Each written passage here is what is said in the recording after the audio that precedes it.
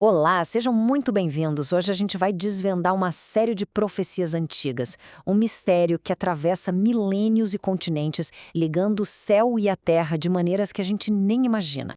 E para começar, vamos direto ao ponto com a pergunta central que guia toda essa nossa análise. E se civilizações antigas tiverem deixado uma mensagem codificada para nós?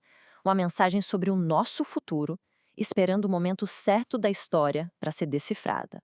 Bom, a primeira peça desse quebra-cabeça é uma semelhança, assim, muito estranha entre os mitos de criação e destruição de culturas que, em teoria, nunca tiveram contato.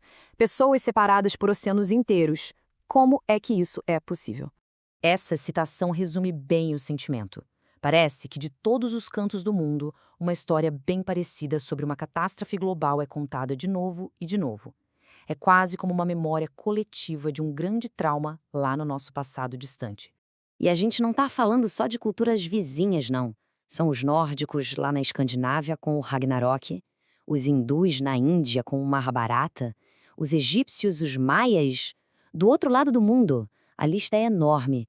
As pesquisas de Santillana e von Deschent mostraram que esse padrão se repete no mundo todo, numa época em que não existia internet nem nada disso. E aí vem a pergunta de US$ 1 milhão, né? A pergunta que os pesquisadores se fizeram. O que é que conecta todas essas histórias? É só uma coincidência gigantesca?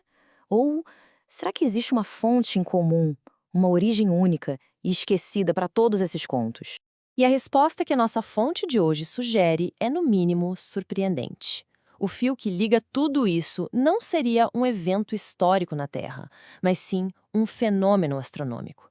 Uma mensagem sobre um grande ciclo do céu que foi codificada nos mitos. Então, vamos entrar um pouco na ciência por trás disso tudo. É esse conceito aqui que sustenta a teoria inteira, um ciclo cósmico gigantesco de milhares de anos. O nome oficial desse fenômeno é precessão dos equinócios. De um jeito bem simples, é como se o eixo do nosso planeta fizesse um bambolê, sabe? Uma oscilação bem lenta, tão lenta que leva quase 26 mil anos para completar um único círculo. Parem para pensar nessa escala de tempo. 25.920 anos. É um tempo absurdo que muitas vezes é chamado de grande ano ou ano platônico. Para as culturas antigas, esse era o ciclo mestre de todos os ciclos, o grande relógio do universo. E para a gente entender isso de um jeito fácil, o material que a gente pesquisou usa a analogia do peão, que é perfeita. Pensa num peão girando. Quando ele perde velocidade, ele começa a balançar, a cambalear, né? O eixo da Terra faz exatamente a mesma coisa, desenhando esse círculo lento no céu. Esse movimento é a precessão. E é aqui que a ciência se conecta de novo com a mitologia. O livro Hamlet's Mill defende que muitos mitos usavam a metáfora de um moinho cósmico.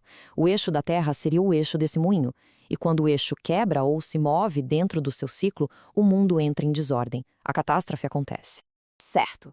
Então, essa oscilação cósmica era a causa, mas qual era o significado por trás disso? Acontece que a história nunca foi só sobre destruição. As culturas antigas acreditavam que esse ciclo tinha um propósito muito profundo para a humanidade. E essa dualidade é a chave de tudo. De um lado você tem o caos, o colapso, a destruição total. Mas, do outro lado, é esse mesmo caos que abre caminho para um renascimento.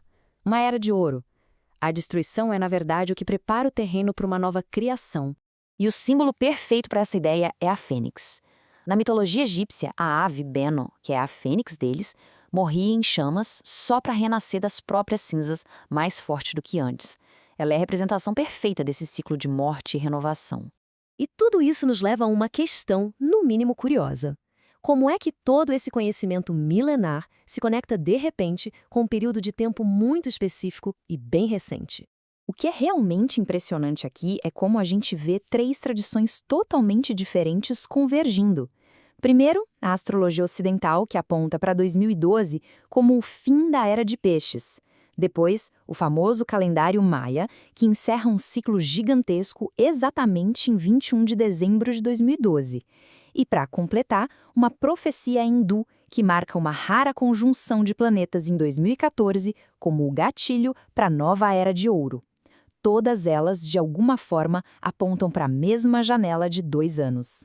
E aí, o que tudo isso significa afinal? O mundo não acabou, certo? Bom, A fonte que a gente está analisando argumenta que essas profecias nunca foram para serem levadas ao pé da letra. A mensagem não era sobre o fim do mundo físico. A tese aqui é que tudo é simbólico. A destruição final, na verdade, é uma metáfora para a morte do nosso ego, uma purificação interna. Os 7 sóis ardentes seriam um despertar espiritual em massa, repentino. E a Era de Ouro seria então o nascimento de uma nova consciência humana, mais evoluída, mais conectada. E essa citação dos textos hindus resume a ideia de um jeito, nossa, perfeito. A Kali Yuga é a era mais escura do ciclo, a que a gente estaria vivendo agora. E o texto não fala de aniquilação, fala de clareza, que as mentes serão despertadas, se tornando translúcidas como cristal. É uma profecia de transformação de dentro para fora. E assim, a gente termina com essa reflexão. Será que esses mitos, espalhados pelo mundo todo, são mais do que simples histórias? Será que são um tipo de mapa, um guia deixado para nós, descrevendo não o fim do mundo, mas sim uma profunda evolução da consciência humana? A resposta, talvez, ainda esteja se desenrolando, bem na nossa frente. Obrigada pela companhia.